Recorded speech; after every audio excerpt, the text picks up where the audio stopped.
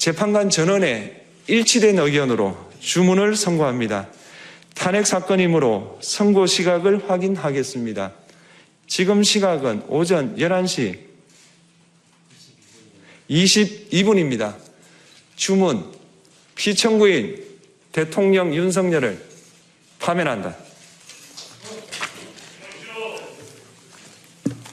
마치겠습니다.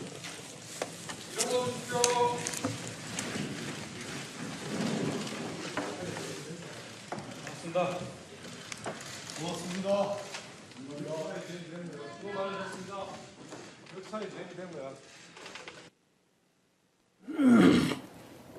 보셨죠? 가슴이 벅차요. 깔끔합니다. 가슴이 진짜 벅차네요. 가슴이 벅차네요. 예. 이 보수 재판관들이 상당히 노력을, 그러니까 약간 뭐 좋은 결과인데 전원일치로 8대 0으로 8대 0으로 파면을 결정한 겁니다. 네, 계속해서 말씀드린 바와 같이 8대 0으로 이것은 결정할 수밖에 없다라고 계속해서 말씀드린 바와 같이 8대 0으로 결정을 했는데 이 보수 재판관들 일부가 여기에 그래도 이 정치적인 어떤 것들을 넣었어요. 좀. 그렇죠. 아까 야당에 대한 비난 같은 것. 각하에 해당하는 어떠한 논리를 그래도 자기들이 노력했다라는 것을 반영하기 위한 보충 의견을 아마 지금 넣은 것 같고. 그래서 지금 이제 주문상의 내용은 정영식 재판관만 넣은 것 같아요. 그러니까 다른 재판관을 언급하진 아까 안 했죠. 하나씩 봅시다. 두 개가 있는데 일사부재기에 관한 이제 보충 의견을 정영식 재판관이 넣은 게 있고.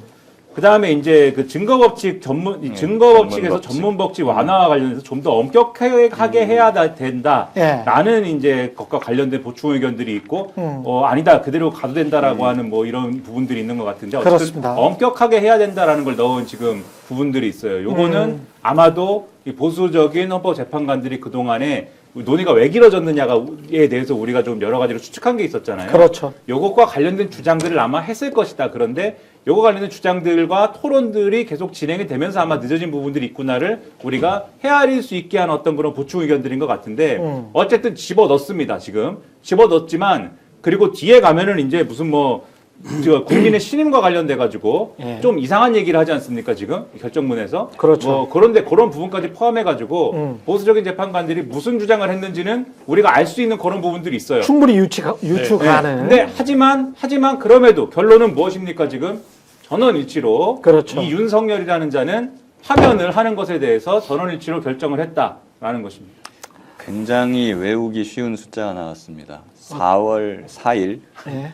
11시 22분. 11시 네. 22분. 4월 4일 11시 22분. 지금 나온 것을 보면은 저는 사실 지금 말한 결정 요지만 봐서는 왜 지금까지 이렇게 지체가 됐는지 이해하기가 조금 어려운 부분이 있다라는 생각이 들어요.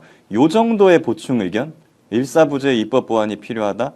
전문 법칙을 엄격하게 좀 할 필요가 있다.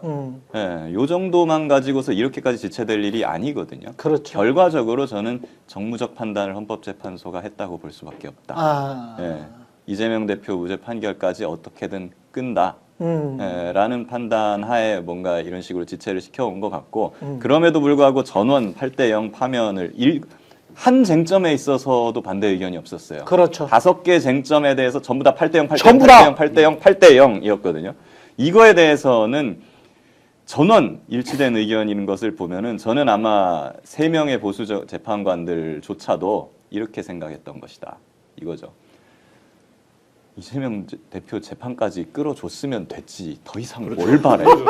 이 정도만 해도 고마워해야지. 그러니까 저는 오늘 나온 결과가 말씀하신 대로 이 두 가지 정도 쟁점을 갖고 이렇게까지 끌 건 아닌 것 같고 왜냐면 실제적 내용에 대한 다툼이 없기 때문에 이견이 없기 때문에 한데 그렇게 보면 보수 재판관들이 재판 결과에서 반대편에 손을 들려고 하는 거는 자기가 생각해도 무리스럽고 그러면 최대한 정치적 일정을 저쪽이 원하는 수준까지는 끌어주는 것. 그러다가 예를 들면 2심 재판부가 판결 내리는 건 뭐 헌재랑은 상관없는 일이니까 뭐 이런 정도 선에서 지금 끌고 온 게 아닌가라는 생각이 들고 굉장히 박근혜 탄핵 판결문 전문가 비교해봐야겠지만 굉장히 단정적인 표현들이 많이 들어요. 그러니까요. 그러니까 뭐 예를 들면 훨씬 법이익을 압도한다, 뭐 압도적으로. 이런 표현들이라든지 이런 거는 네. 사실 이제 이 실체적 내용에 대해서는 재판관들 사이에서 이견이 없었다라는 거를 유추해 볼 수 있는 대목입니다. 하나 말씀을 보완하자면은 예. 제가 말씀드린 게 이게 첨예한 쟁점이어서 시간을 끌었다 이 말씀이 아니라 요게 아마 핑계였을 거다 이 말씀을 드린 겁니다. 그렇죠. 그러니까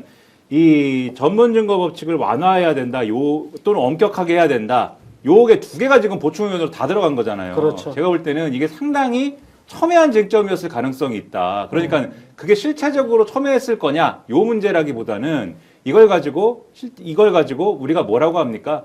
뭐 계속 시간을 끄는 어떤 그러한 여러 가지 논리적인 명분. 그렇죠. 법꾸라지적인 여러 가지 명분을 다 동원해가지고 지금 형사소송법이 지난 정부에서 개정이 돼가지고 말이야부터 시작을 해가지고 형사법정에 가면 말이야 이 피신조서도 동의 안 하면은 뭐 그게 뭐 무효가 되는데 형사법정에서 만약에 내란죄가 이게 만약에 성립을 안 하게 되면 말이야 헌법재판소 결정문에 내란죄를 예단하게 돼 있으면 써 있으면 말이야 이렇게 해가지고 계속 우리가 욕을 먹게 되고 이걸 가지고 계속 챗바퀴 돌리듯이 결론 안 나는 얘기를 계속 하다가 마지막에 문영배 재판관이 제 이제 뇌피셜입니다. 예. 문영배 재판관이 지금 4월 달이다.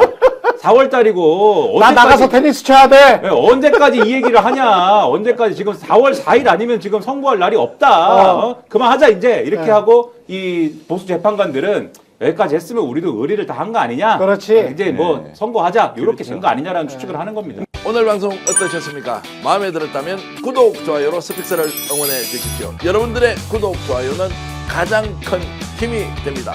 스픽스 구독, 좋아요.